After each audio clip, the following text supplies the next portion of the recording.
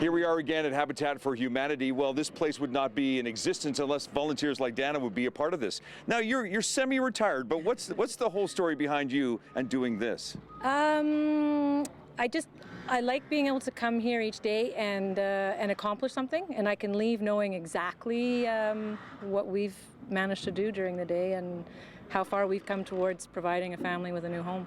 Boy, that must be so rewarding to see that family walk through the door. It is really awesome, and we do work with some of the families on the site. Mm-hmm. They come out, they have to do 500 sweat equity hours, so we meet lots of the families, and they explain to us what kind of an impact we're having, and the fact that their children don't have to move. They know that they can go to the same school. They can bring friends home now.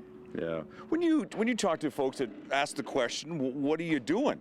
And you say, well, here's what I'm doing, but what do you tell them about maybe them getting involved?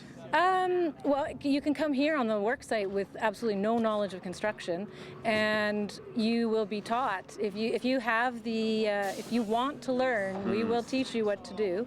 I've been doing this for 1.5 years on a weekly basis, and I still have an enormous amount to learn from the volunteers that have been here longer. Yeah. And then when corporate groups come in, we show them what we're working on.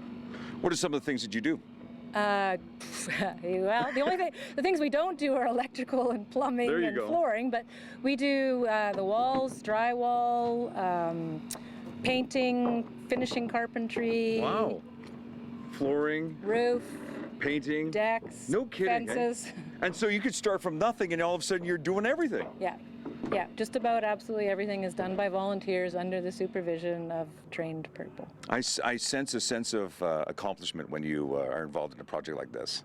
Yeah, definitely, and there's so many parts to a house that you learn something new every time. Yeah, but it touches your heart. 100%. Yeah, I bet it does.